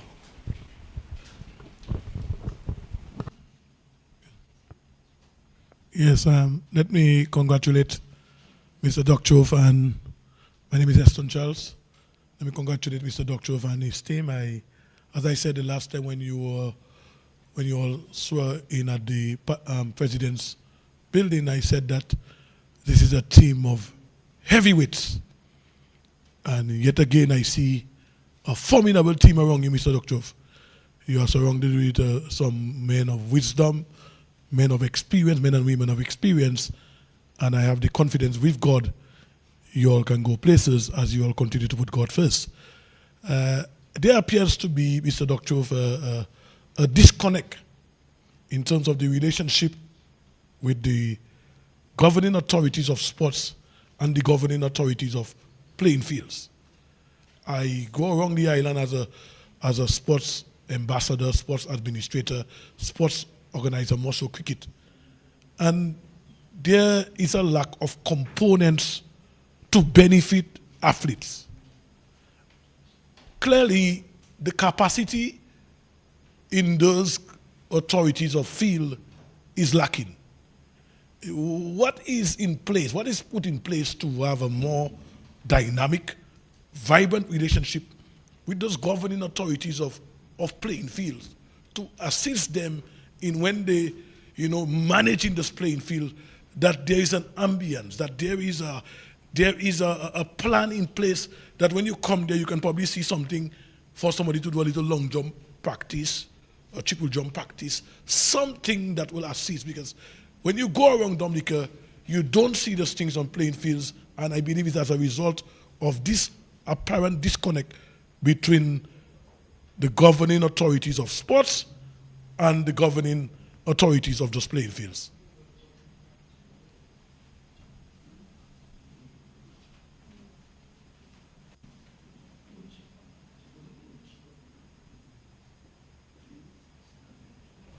Yeah, all right. Thank you for your question. I wanted to make an additional comment on the previous question. I'll get to you just now, Justin. One of the things I've been discussing with some associations is the need to reach out to the international bodies for support in terms of facilities. In the case of athletics, they have done that. That's why we proceeded with the track. I have discussed it with swimming. I think there's a program they call Pools for All. And I think we should at least set in an application for that. I think we can benefit from that. And again, the government will be responsible for identifying the land area. And the international body will propose and supply the pools. And I think that's a way all the associations should look forward to. Because all international bodies normally have a program where they can provide grants and support to facilities. So I think we should take that on board, Mr. Doctrove, to ensure that all our associations can make an application to the international partners for support, and then the government can always come in and support where applicable. Heston, your question, I think you're correct. There's a mismatch between the ownership and maintenance and management of the playing fields. Most times we leave the maintenance of the playing fields to a village council. And even in some cases, we have what we call the NEP sometimes that have to go and clean the playing fields. And I think that the DOC, the sports division, the associations, I think they have a part to play in managing these playing fields. And I think that's the point I think you're getting to, and it's something that I think the DOC can maybe put in the plan going forward, how we can have greater control and oversight of our community playing fields. Because if you leave it up to the village council, we will not get what we want to get. So it's a point well taken. Thank you.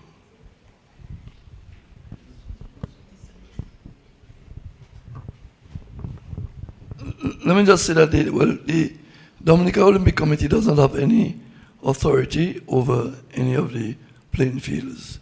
So, as Mr. George was saying, that is something that that needs to be looked at.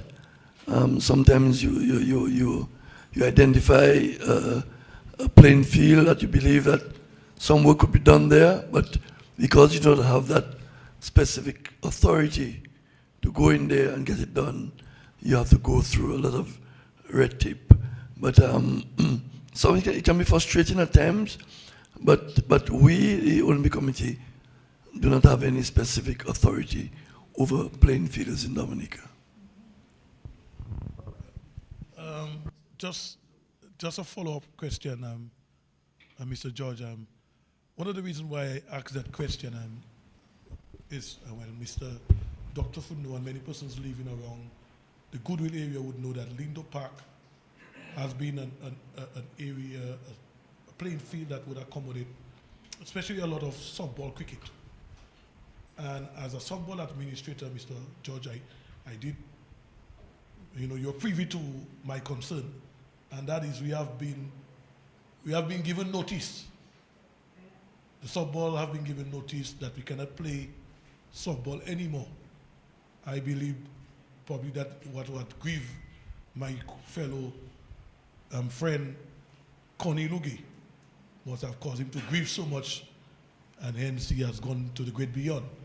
Because when I told him that we have been given notice that we cannot play, and that is, we have been given notice by the governing authority of the playing field that we cannot play softball, competitive softball at the Lindo Park anymore.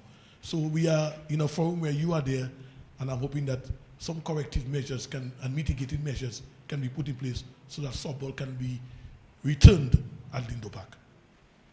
But on what basis you cannot play softball?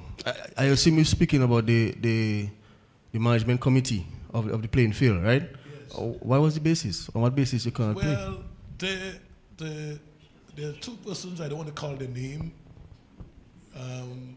Some persons may know them. They claim that Lindo Park is not a field for softball. They say Lindo Park is a football field. They serve on the committee. Also, they indicate to me that if we cut in the grass, because we got to cut the grass to create a playing area, you know, the square, you're a cricketer, you must have a square, you know, for the playing area. They said that affects the football, but that is that's unseen of. I've never heard of using an area for cricket affecting football. But clearly, the persons... We have an engagement after this. I think it's something that we have to engage with the committee and the Ministry of Sports. Okay? Yes. Thank you. Yeah.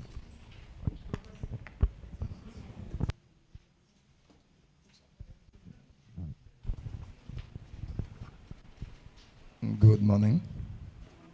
Let me first congratulate the newly elected executive of the Dominica Olympic Committee, especially Mr. Billy Doctrove, who have broken a record to be president on a post. In 2017, when I, with a group of members of different affiliates, decided that we will go deep into the Olympic Committee, and we wanted someone to lead the Olympic Committee as president. I saw the light in Mr. Billy Doctrove. Honestly, for the first 4 years, I was somehow disappointed. I remember coming back from England and I told him that I was disappointed. Things I was expecting from him did not materialize. Mr. Doctrove and I, we've been buddies for many, many years. He's captained me in cricket for Saints. Football, I've been a stalwart member for Saints, both football and cricket. Mr. Doctrove, you and I have had our loggerheads, but I must admit that you've been doing a brilliant job as the president of the Dominica Olympic Committee. I remember that same year when I led a group, and I will say, to dismantle the Dominica Olympic Committee that was led by Mr. Wilson. I get a group together. I remember approaching, firstly, Mr. Ronald Charles. Not to dismantle, right? Not to dismantle. No. We already had a winning team. And I approached Mr. not to dismantle. We already had a winning team. We already had a winning team. And I approached Mr. Ronald Charles to be the president. And I was disappointed that he declined.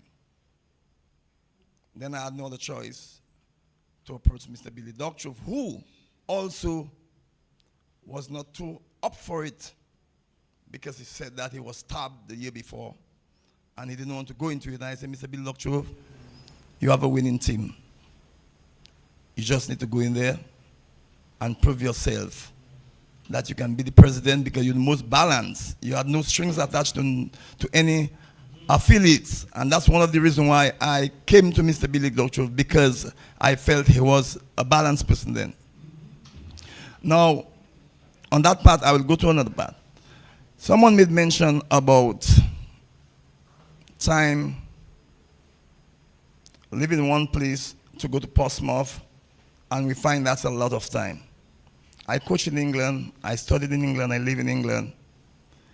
I know there are people who go to do table tennis and who take 2 hours on a train to come to a club to play table tennis for 1 hour, train for 1 hour, and go back with another 2 hours. Dominica, you can reach any point in Dominica if you really want to play your sport in 45 minutes. Okay. Number 2, another point is, I remember when I came from Hungary, I was a recipient of a scholarship. When I came from Hungary, I don't know whether Mr. Ozzy Savin remember that. I sat with him and I said to him, we need to specialize our coaches at the sports division. It's not nice that you have someone who is a football coach going to do basketball or netball. It's going to cost us more, but we're going to get better results if our coaches are specialized. You take Mr. Sebastian, who is a cricket coach, you give him his team and you ask him to go over there and produce cricketers for you. Footballers the same. But when you take a coach that plays football, his love and passion is football, and you send him to do netball and send him to do other sports, it's been compromised. Now, I am a table tennis player, and I must say with my president of table tennis right there, Mr. Peter Later, I'm a little disappointed.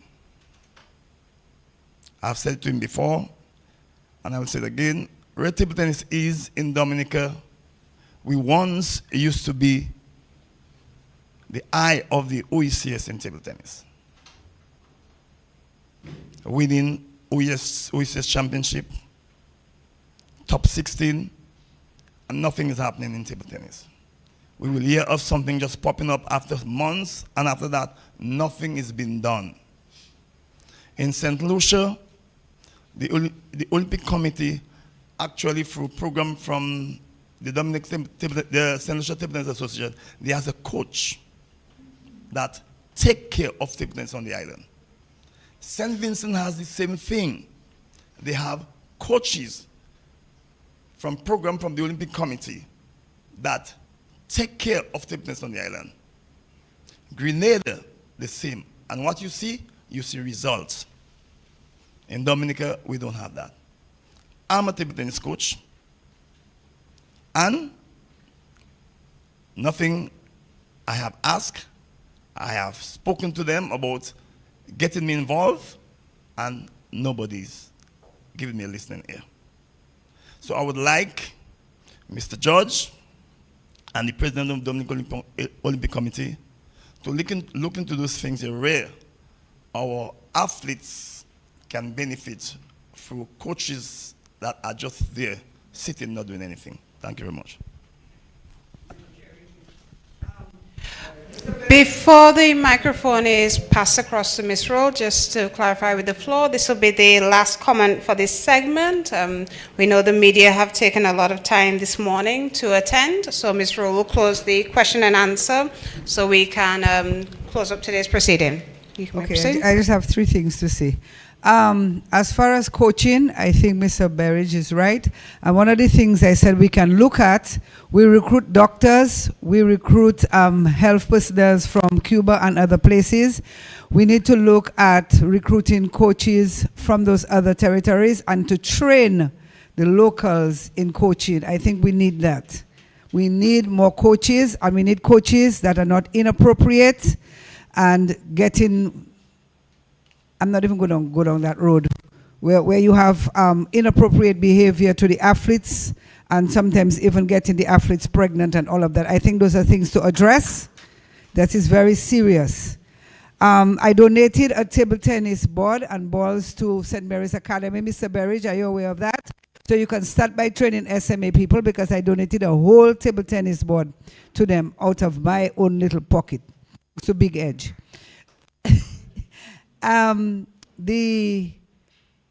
The swimming as well, you can have coaches, because I found out that Grenada had some coaches from Cuba training the swimmers in Grenada. So we need to look at that.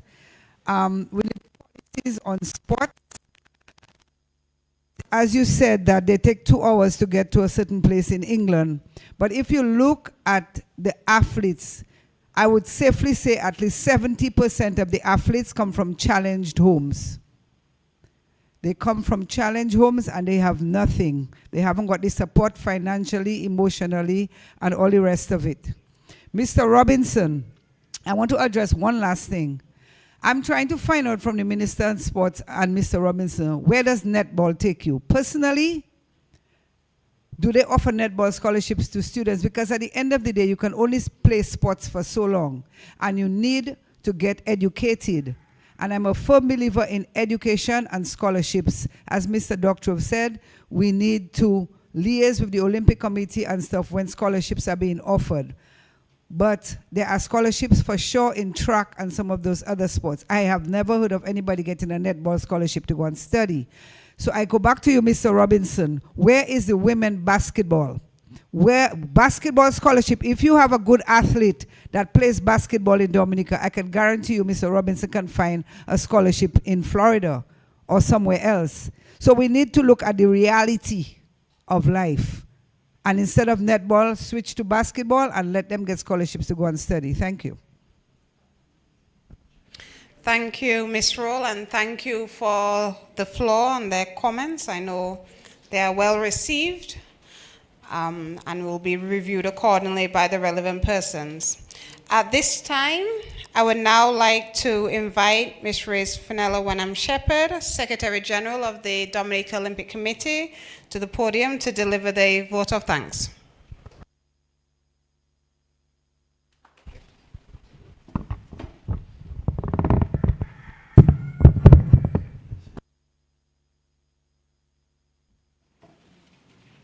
Thank you.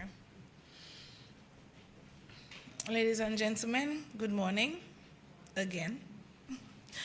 On behalf of the Dominica Olympic Committee, it is my distinct honor to extend gratitude on this memorable occasion of our swearing-in ceremony. First, I give thanks to Almighty God for granting us the strength, unity, and vision to serve our beloved nation through sport. To our esteemed guests, Honorable Oscar George, representatives of National Sporting Associations, partners and well-wishers, we are deeply grateful for your presence here today. Your support reminds us that the work of the Olympic Committee extends beyond administration. It is about building a culture of excellence, discipline, and pride for Dominica. A special word of appreciation must go out to those who presided over today's ceremony. Your guidance and encouragement inspire us as we take on the responsibility entrusted to us. To the outgoing executive members and those who have served before us, we say thank you for laying the foundation upon which we now stand. Your sacrifices and commitment to the Olympic movement in Dominica will never be forgotten. To the media, thank you for capturing and sharing this historic moment with the wider public, ensuring that our message of unity and development through sport reaches every home. Finally, to my fellow members of the newly sworn-in executive, today is not merely a formality. It is a call to serve, a call to service. I thank you for your willingness to serve, for your dedication, and for the teamwork that will be required of us as we move forward together. In closing, let me once again express our sincere gratitude to everyone who have contributed to making today a success. May we continue to work hand in hand to uplift Dominican sport, empower our athletes, and carry our flag with honor on the regional and international stage. We are on for the gold standard. Thank you, and may God bless you all.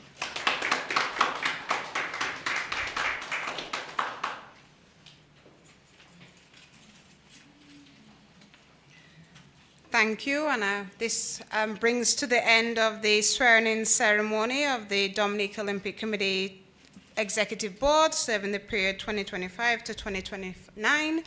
We would like to thank everyone that came, everyone that listened or viewed us online, and now we'll ask you to join us with a few refreshments as we celebrate this important occasion. Thank you and goodbye.